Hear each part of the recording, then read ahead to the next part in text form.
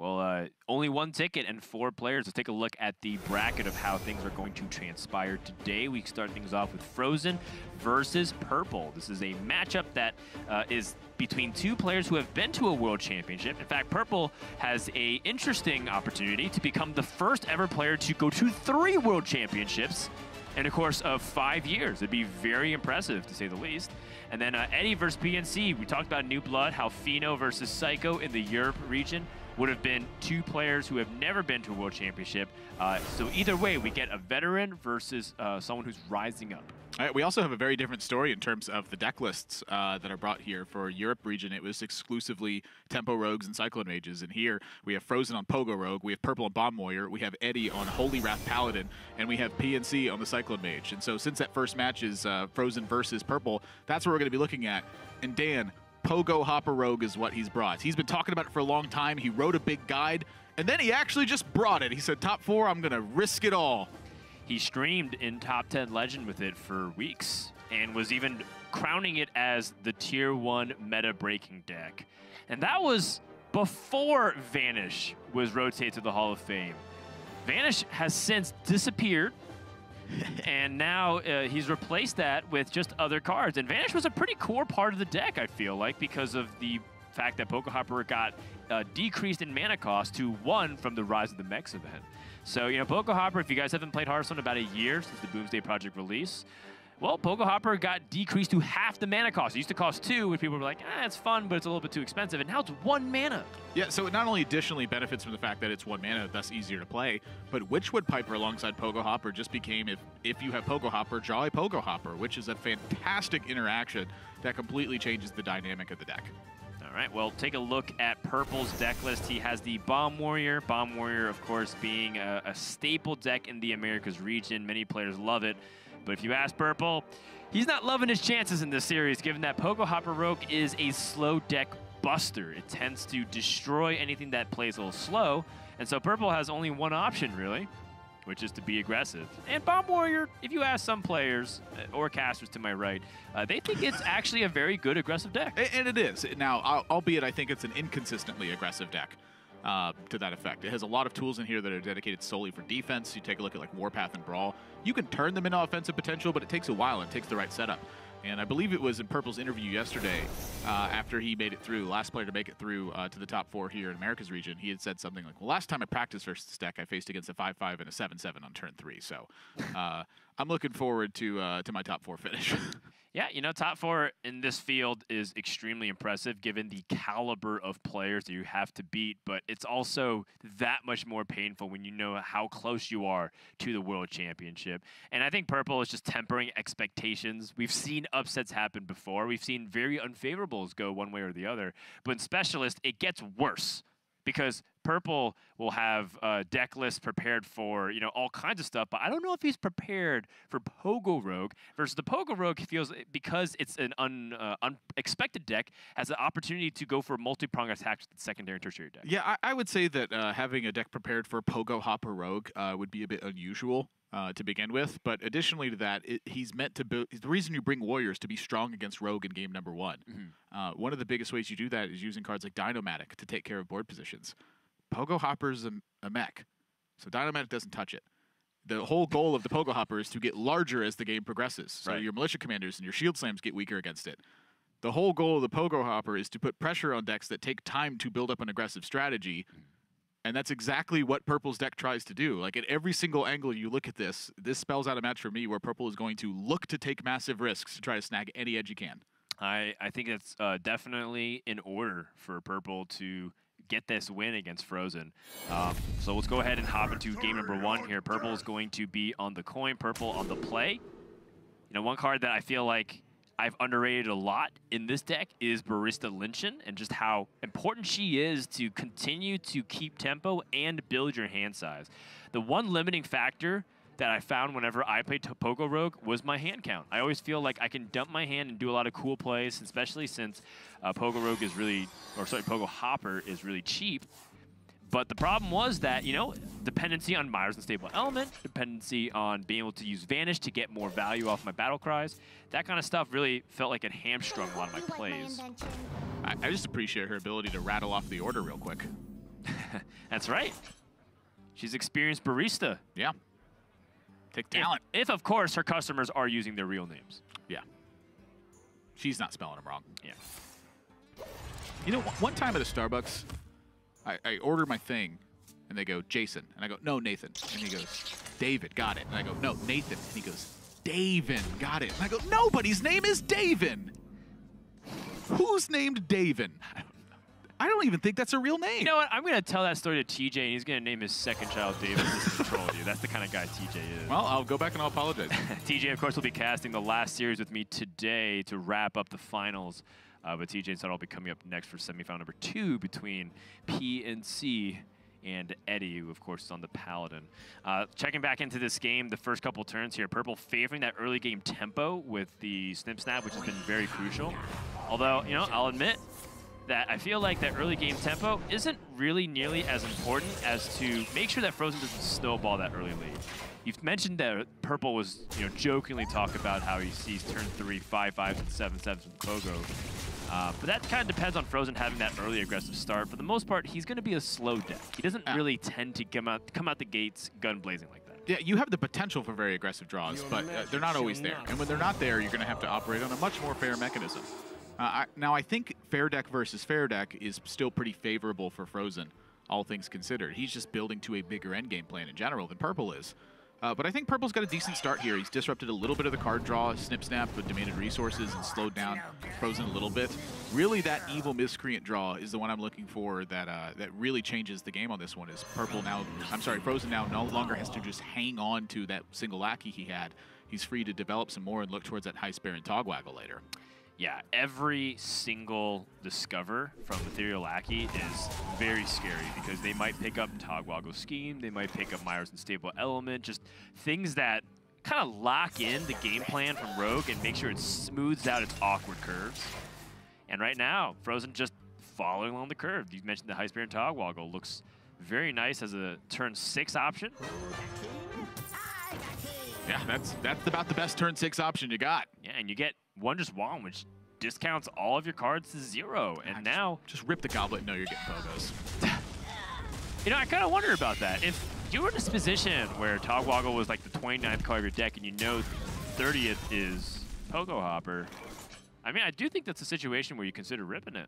I definitely think so. I've taken Goblet exactly one time, or I've taken a lot of times, actually. The only time I've ever gotten a payoff was knowing literally exactly what my 30th card was. Right. Or if you know, shuffled a bunch in, you just know that this, like, all of it is... Yeah, those ones have failed for me so far. And that's when I ripped the last bomb. Well, just got shuffled in my deck. Best turn 6 play for fr0zen, met by perhaps the best turn 6 play from Purple here with Dr. Boom, Mad Genius, and the fight begins. Yes, it'll be a fight for the board. And Purple, with having Dr. Boom Mad Genius, gives him a fighting chance. Well, so you get some free card draw off of it, so you get to dig deep in the deck. Unfortunately, those don't arrive with discounts. And so I'm thinking for fr0zen, this turn is all about the Wondrous Wand, Edwin Van Cleef. It looks like it. Omega Devastator is a few turns away. You can shred off 5 armor by attacking with the King Togwaggle. A bunch of new classic cards, really. Stolen Steel and Purple. Well, not classic cards. Stolen Steel looks like it'd be a classic card, but generally not that useful. Purple finding Shield Slam would be important here, but doesn't seem like he can deal with the Van Cleef right now. Yeah, 10-10 Edwin is certainly going to be a massive impact, and so Purple knows he has to go drawing, which means he's skipping 7 armor. There's no point attacking the Lackey, he says. I want that 1-1 to stay on board in case I draw Brawl, which he also does not find. And so fr0zen here, when you don't see your 10-10 Edwin dealt with, it is time to capitalize. Well, he also picks up Shadow Step, so you can utilize it on the Heist Baron. Can't imagine not doing that. Right, and that's sort of a... Spear to the Shark with it if you wanted to. You can Lab Recruiter it. There's just so many ways to punish slow game plans. Right, but the ultimate punish was that fr0zen still kept the Lackey on board. He would have had an opportunity to generate anyways with the Evil Cable Rat, but he doesn't have to play it. Looking for fr0zen to maybe even set up a 2-turn lethal. There's a very real chance that fr0zen wins this game without playing a single Pogo Hopper. Yeah, I mean, it does have alternate game plans. I mean, Heist Baron Togwaggle is an extremely powerful card. You know, Edwin Van Cleef is an extremely powerful card. fr0zen going to choose to hedge his bets versus Brawl in this circumstance. And so for purple, you are looking at slim to none chance. How do you do anything to climb out of this scenario? Yeah, this looks very similar to just a Burgle Rogue package here from fr0zen. He's holding all of his Pogo-related cards in his hand. Lab Recruiter, Witchwood Piper. Yeah, for purple, this is all about figuring out how to close the gap from turn 8 to turn 10. That's very difficult to do when the Edwin just smacked you in the face for 10 and you know that they have another treasure from Heist Baron. Yeah, and it's interesting because if purple knew that he was going up against more of a Tempo Rogue style, the Warrior actually feels pretty good usually in the matchup. Emphasis on usually. Not in this specific instance, though. Well, you can't deal with a 10-10. And it's only getting worse because fr0zen has another treasure in the hand for the Wander's Wand. Just not even using Kaboom. Oh, that's interesting. Why is he not using Kaboom in that position? I think he wants to demonstrate the position that he's in right now. This is not relevant. Let me show you why. There's an Edwin Van Cleef, and if I fail to deal with that, I will fail to win. Yeah, you know, that is interesting to me. It's a very purple kind of play. You know, purple very much, I think, enjoys a lot of the competitive Hearthstone aspect as like a minor performance, where he wants to demonstrate his ability to work on the fly with lots of different variables and find the edge. Yeah, that being said, he has 2 Clockwork Goblins and a Zap next turn. Or even, I guess Clockwork Goblins, Ziliax. Oh, he doesn't have enough to Zap as well. That is a pretty... I want to say that's the worst Wondrous Wand possible. 2 0-mana spells? That was 3 0-mana 3 mana, 0-mana spells? Yeah, I'd say so. Still, 3 mana, draw 3 cards isn't bad in itself. It's just that Wondrous Wand we know could be a lot more. Okay, well, Clockwork Diamond Matic will clear off everything. Well, yeah, that's true. I wonder how much of a difference that Kaboom makes now, though. Yeah. So it did make a difference in this spot. He still gets to clear. Okay, then. I mean, it was making a difference if he didn't. The principle of the thing to me. Yeah. Also, if purple finds itself 1 damage off lethal this game.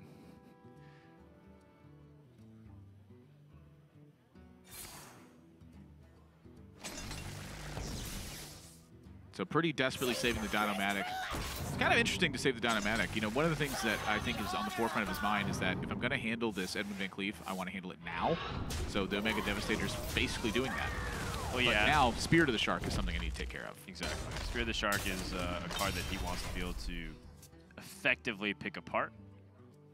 Kaboom definitely looks a lot better when you have a Dynamatic in hand. Yeah, just a nice little spray and pray action. fr0zen has a huge hand. Still doesn't have to commit to the Pogo Hoppers. If he plays Witchwood Piper, he'll draw the Pogo Hoppers, play the Pogo Hoppers, and get Battlecry buffs. Yeah, to me, the story here is look at the amount of work fr0zen has done without utilizing the central core of his deck. And this was Edwin Van Cleef, Heist Baron Togwaggle, and some lackeys. It's wreaked havoc so far. It sounds like a recipe for success. Come dance to my song. Witchwood Piper, pulling out the double pogos. Choose soon. The preps are there in case you need them. Turns out he doesn't really need it. Burn them for hand size. Important to note, fr0zen's deck does not play a Leroy Jenkins. This is a deliberate choice because fr0zen feels like his deck operates best off of winning the board and not through burst in the hand. However, he does add it to his tertiary deck with a Waggle Pick and a Leroy Jenkins. So purple does have the Dynamatic play, but if he does, he forgoes the ability to answer the Spirit of the Shark. He can start off his play through a Mega Assembly as well, just to see what kind of mechs that he can get through the Discover option. And, you know, Warrior has some pretty good mechs that can help him in this position because I think he's also worried about his life total. So I wouldn't even be that mad if purple got some cheap armor gain mechs off of the Mega Assembly. I'm curious what purple's thinking about right now.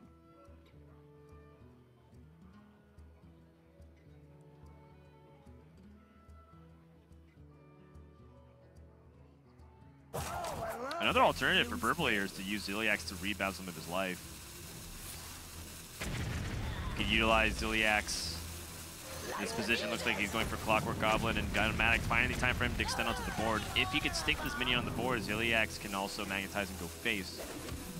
Yeah, I'm curious about what the other thoughts were. I mean, is he just like purely calculating like bomb damage percent versus sticking minions to board percent? I mean, that is something you need to account for, and that's something that, you know, is going to change from piece to piece, so you can't calculate it on the fly. But it took a long time on that turn to land on what looked to me like a pretty obvious situation.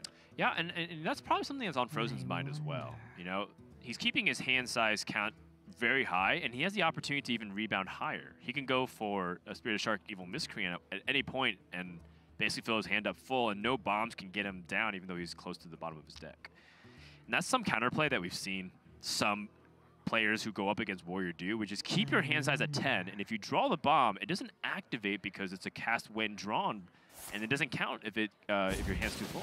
Yeah, the other thing too is just watering down the deck. You know, the ability for fr0zen, if he's not under pressure, to utilize Lab Recruiter in about the maximum way possible, very realistic. I mean, you can shuffle back in Lab Recruiters, back in Ziliaxes, and you can pretty much just keep going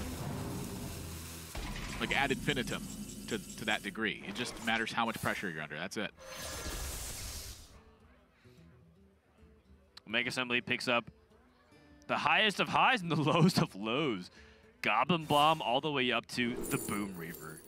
Omega Devastator and Dynamatic, both great options in general. You want the Devastator to follow up on what you can do to board positions. If it's the only option you have to generate tempo, that's bad news.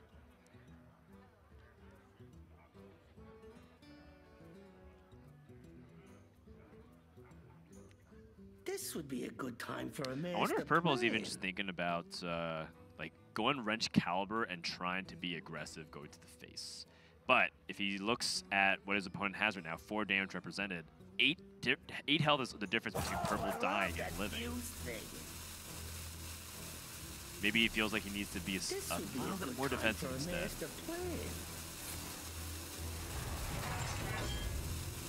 That's not the turn you wanted with a Mega Devastator. Yeah, that makes sense too. He knows that there's like possibilities for Spirit of the Shark to come out and then just combo purple a lot. If your opponent picks up, you know, Daring Escape and just Shadow Step and just kills you from there, it's too risky. Boing boing. I want you and you. Lab Recruiter shuffling the Pogo Hoppers. Let's bring them all back. Let's do it all again.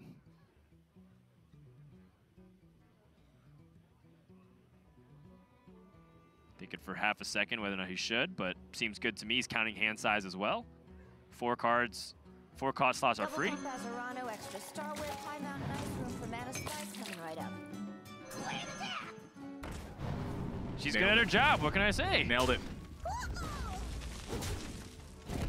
I always appreciate organized play here, and I think fr0zen doing a good job managing his hand count and ensuring that his resources are always on top. This is definitely one of the spots where I feel fr0zen has been on top of things, and one of the best is in these strange situations where there's a lot to do. And it's like the more he has to do, the better he is. The only exception is that fr0zen has been using his life total fairly liberally. There are 3 bombs in the deck as well. But the one caveat to that is fr0zen does have Ziliax. Oh, a bomb being drawn. And the reason why it's important for the Ziliax is that Ziliax plus Pogo Hopper does have life gain opportunities, and fr0zen can shuffle more in. Exactly. He's looking to shuffle in specifically Ziliax's Lab Recruiter, and if he's going to do that, it means he wants to Barista Lynchin, which means that you get an extra Lab Recruiter copy out of this. I mean, you can see how well this is managed and how much he's planned this out. Double Pump Azarano, Extra Starware, High Mountain Ice Room for Mana Spice coming right up. Man. The 5-5 to 7-7 came down a little bit later than purple expected, but it's still extremely fearsome, and purple does not have the aggression capable of mashing this. He does have one way to win. Triple bomb. That's it. There's 3 bombs. There's 2 bombs in the deck. Excuse me. There's 3 Ziliacs in the deck right now. I was looking at the deck tracker wrong. There's 2 bombs, and you can shuffle 3rd with the Wrench Caliber, and there are 11 cards in the deck afterwards. The fact that he's missing that 1 point of damage for the breakpoint on Wrench Caliber swing to make it 2 bombs instead is a pretty big difference. And so Purple's going to load up the Ziliacs and say, if you want to get through this, you're going to have to give me that bomb damage. So he effectively, by magnetizing this on, he turns this into an effect where you need to have the extra damage in order to get that done. So swing to the face. What if that 1 damage was a difference maker from the kaboom? That's where that bomb comes in. The Ziliacs, I believe, would have healed over it at some point in this game, but a Ziliacs gets drawn instead. It wasn't 2 bombs, and that's going to lock Purple. Yeah. Because that's a 14 health swing. With no life gain. I mean, that's just death. fr0zen gonna take the first game of the series commandingly, and perhaps, you know, we can look at the technical play and analyze things, or perhaps we could just say that this was a deck-building victory. Yes, and that's often, to me, some of the most exciting points of tournaments is when players can break trends and bring something that beats what everyone else has strategically brought to the table as well. Yeah. You did all the work ahead of time. You outthought everybody else. You said, you know what, they're not going to bring the strategies I'm weak to. I'm going to bring the thing that's good. I'm going to practice it a lot, and I'm going to dominate the matchups that this takes advantage of. Yep. Purple has, I think, undoubtedly in this particular series, his win is judged by that pre-game decision-making, that strategy aspect of it, and then you just get to see him demonstrate his mastery of that deck within the game. Yep, the story of Europe was the refined deck lists, right? Like people being able to maximize their percentage chance with the top-tier decks, what everyone accepts to be good, which is Mage and Rogue right now, currently in Specialist. And then in Americas, it seems like you have a couple players that do that, but also players that try to beat and innovate within it. Because on the other side of the bracket, we have a Holy Wrath Paladin that a lot of players, when they saw the deck list, said, you know what, I should have done that. You know, when you see players like admiring others, especially by their peers, who are also equally on the same playing field or even in that bracket saying, you know what, that was a genius move, that's really cool because game recognizes game. Yeah, and for Purple in this one, I do feel like it's a pretty tough set because, again, kind of alluding to that idea I mentioned earlier where he likes to treat it a bit like a performance. Like, it's tough for him to really do anything that impacts the matchup in any creative way in this matchup. And so for me, like I do feel for him in this one. He is very much on paper a massive underdog in the match. I think you pit the 2 skills against each other, you have one of the most interesting matchups that, you know, takes place in Hearthstone. fr0zen and Purple are 2 of the most creative players that are out there. That's true. And for Purple, I feel like it's, you know, when he can't just play weird Togwaggle Druid decks that, you know, the creativeness perhaps a little bit toned down in that regard, just the power level of the big 3. It's funny because it feels like fr0zen's playing a deck that Purple would also want to play in terms of just how much it has a lot of late game prowess. You have to count all these resources, and because of how infuriating it must be to be the opponent on the other side. I feel like that's what Purple really enjoys the most. You get to know him. I mean, my first experience against Purple ever was in late 2013 or early 2014, and I queued him on ladder, and turn 1 he Sinister Striked me. And I was like, what the heck?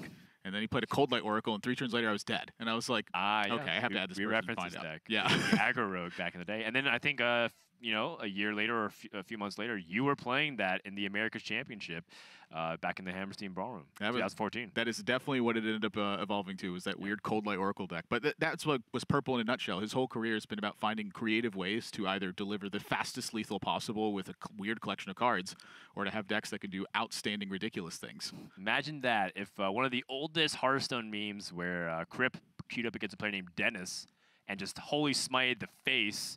And people used to call that was a Dennis play, to like turn 1, use a removal spell to just do damage to your opponent. And Purple, what if he was Dennis all we're going to take a small little break and intermission as the players are getting ready for game number 2, so don't go anywhere. We're going to continue this best of 3 semifinal between Purple and fr0zen in just a moment.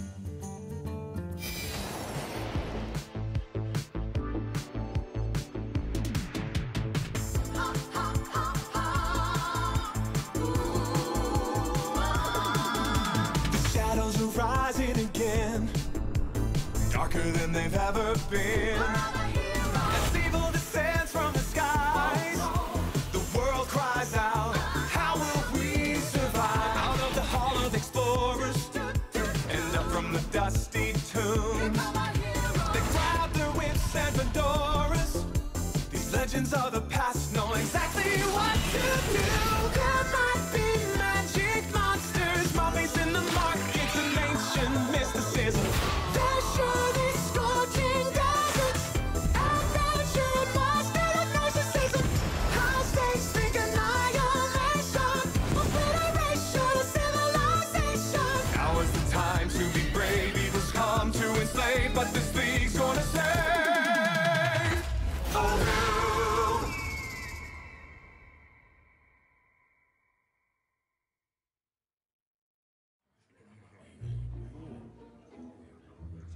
have.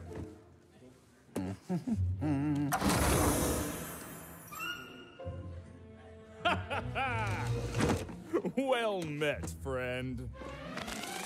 Ooh. Let's get this over with.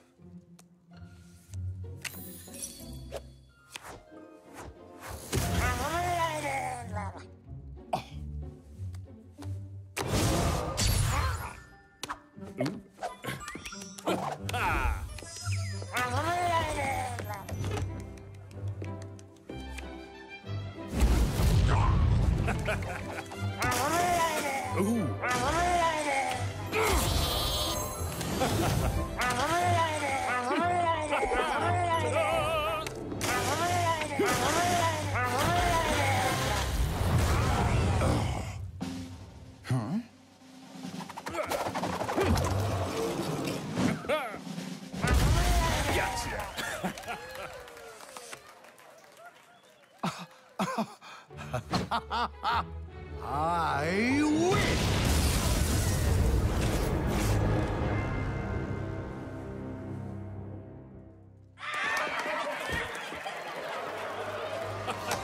Oh, what an amazing game! Oh, well played!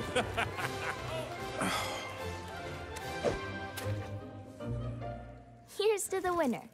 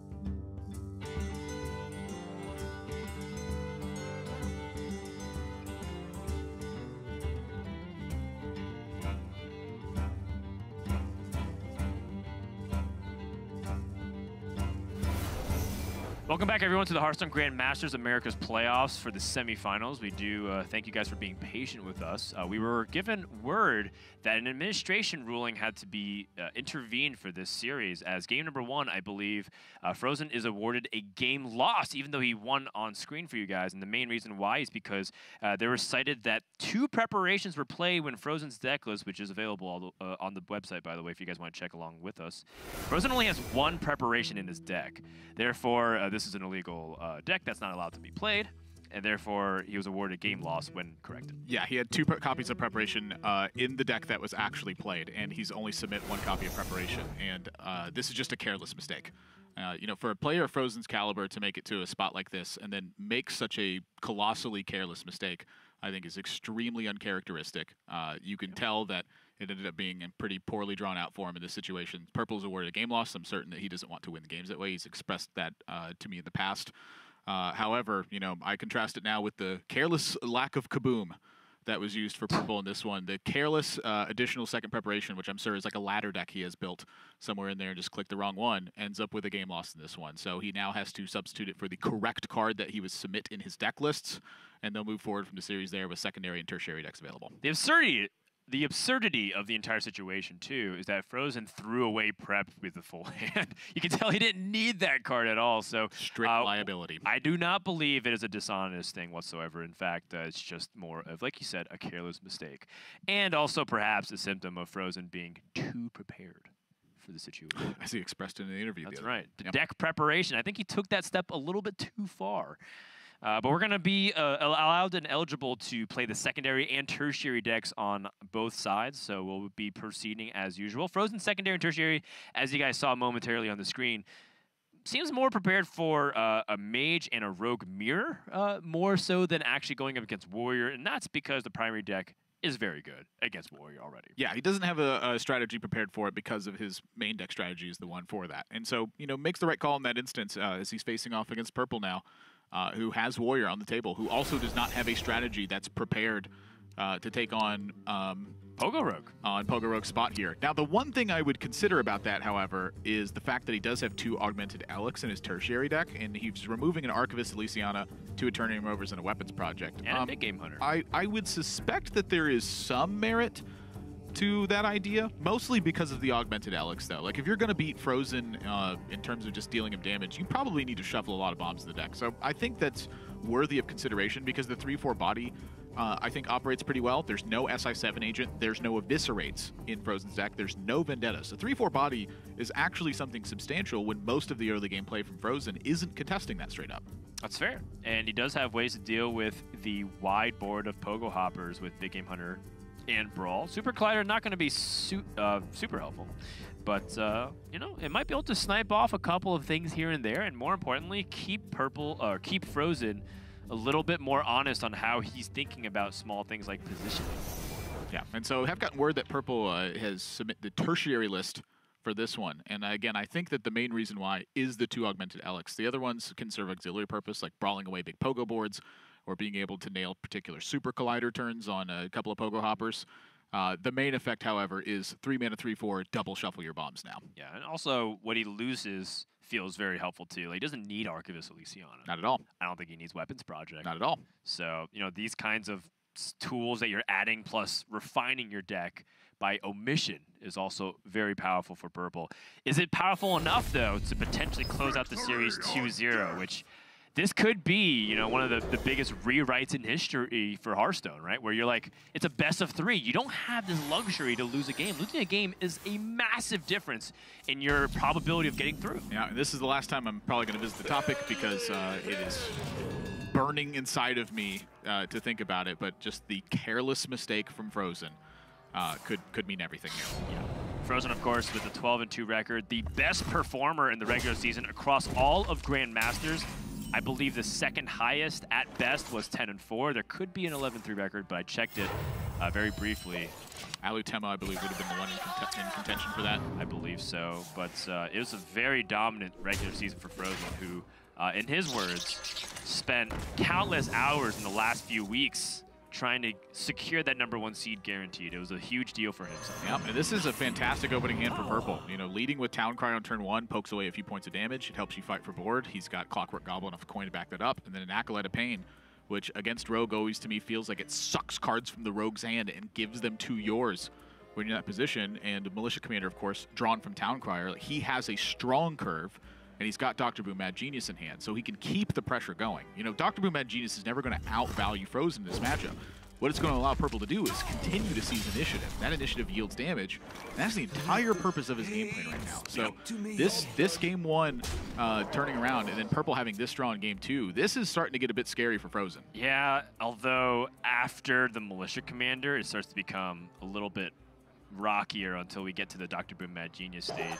Yep, I'm thinking Purple is looking for, you know, like Wrench Caliber and the like to make that big impact. fr0zen activating first Miscreant with that lone copy of Pogo Hopper, and this is where that Acolyte comes in big, as it helps you pick up draws. Wow. So he's not interested in using that immediately. However, that is a card that can actually make some headway, since a lot of fr0zen's fight back on the board is going to be like nuisance cards. It's going to be 1/1s and such. Right. Or? He doesn't really have time to use Daring Escape either. I mean, he has Myra's in hand. That's that right. He wants to get active. That's true. So he does have the opportunity to use Cheap Shot in this position and actually remove minions. Even trade them off. Imagine cut down the Clockwork with a minion and then take out the Acolytes so that you mitigate to 2 card draws alone.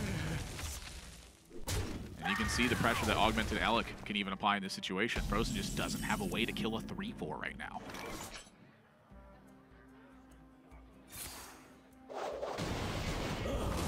Purple playing as aggressive as his hand allows. He's not thinking about double brawl or shield block. Realistically, I feel like there's a strong chance he goes for the Omega Assembly if he doesn't have a better play. Oh man, how big would that Cheap Shot or Fan Knives been in this spot? A lot of discoveries available. Knife Juggler. Viscerate. So now you look back to that Warpath. What could it have been? So Purple, I imagine, starts to become a bit interested in setting up a brawl turn here. And that probably includes somewhere along the line of going face a lot. Mega Devastator. Shield block to buy health so that if you're getting chipped away on, it doesn't matter. Curious if he's trading at all here. Nope. Set up the brawl. Second Pogo Hopper for fr0zen. So now, if fr0zen's going to go the Pogo Hopper route, he needs to find a Shadow Step or a Lab Recruiter or some way to duplicate that Pogo Hopper first, or otherwise he's out of them. Well, this Whisper Piper will guarantee draw a 2-mana minion. Finds a Lab Recruiter. There you go. There was another Evil Cable Rat for him to pull as well, or he has his both Novice Engineers, so there was a chance where it would whiff. And now fr0zen can extend the board with Pogo Hopper. Knife Juggle. As long as it lands onto the minion, he's happy. Yeah, thinking about the sequencing here for Knife Jugglers and what it means. I want You know, as you trade, you oftentimes lower your impact with Knife Juggler to connect.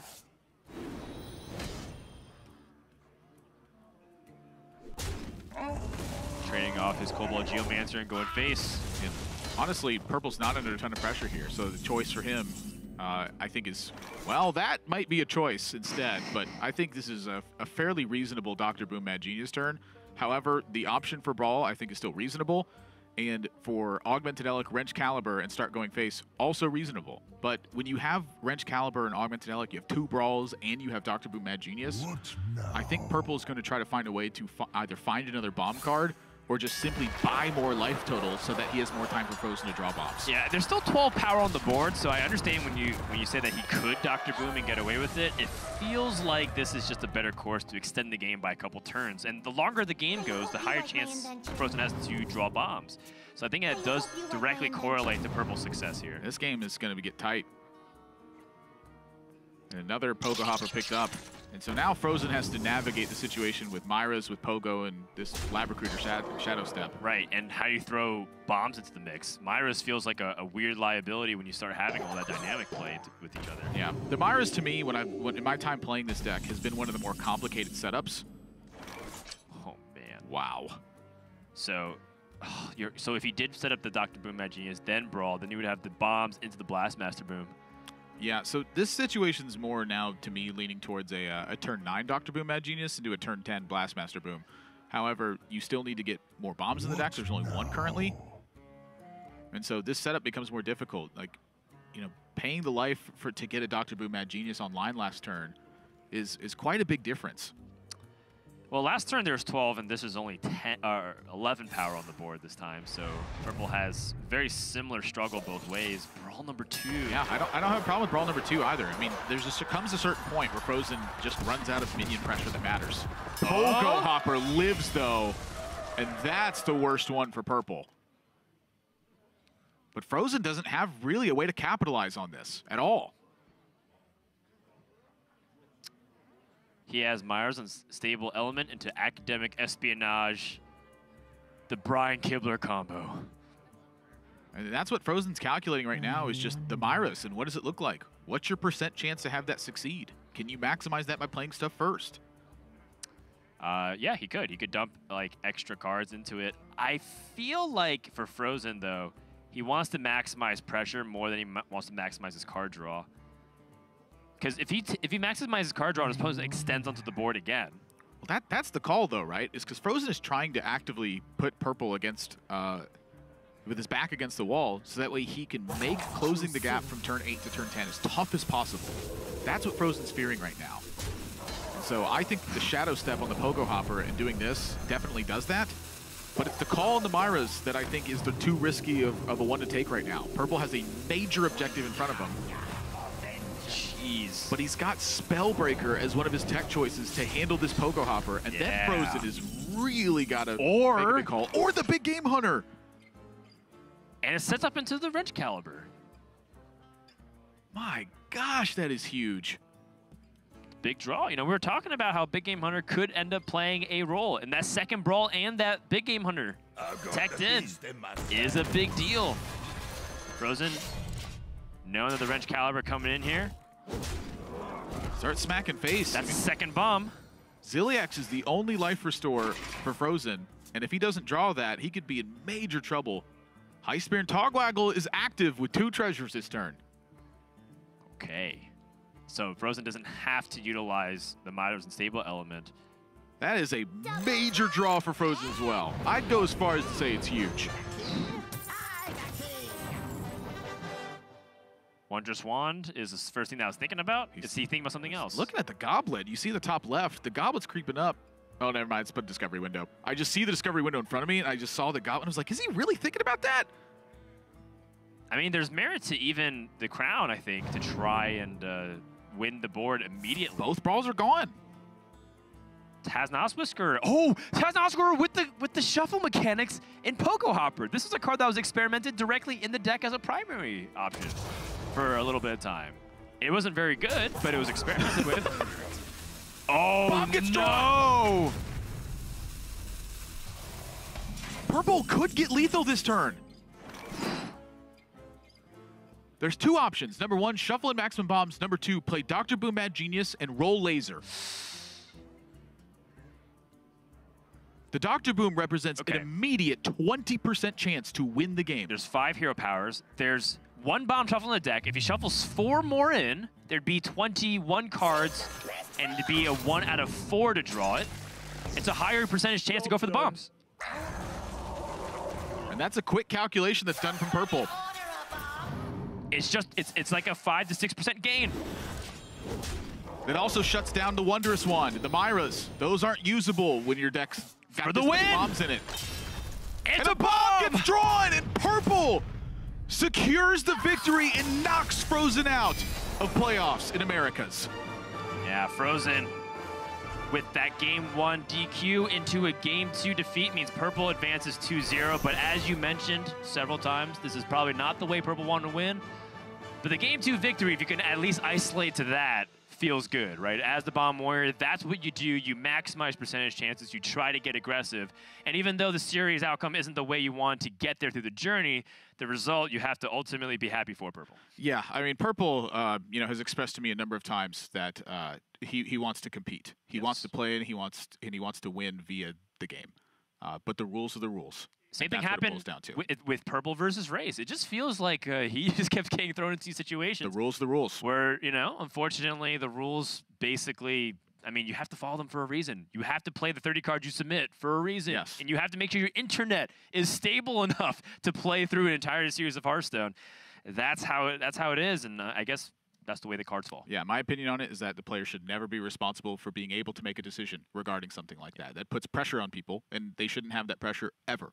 I think that in any situation like that, it's always the one at fault is the only one to blame for that. Yep. And so I feel for fr0zen this one. I don't blame him for anything, but he's got to suffer the consequence accordingly. And you should at least be proud for finishing top 4 and having the best record in the regular season, and we'll be sure to see him back in Season 2. For now, Purple will meet the winner of PNC versus Eddie, and that dream for a 3-time World Championship appearance stays alive. Come back, we'll find out what happens on the second semifinal. Stay tuned.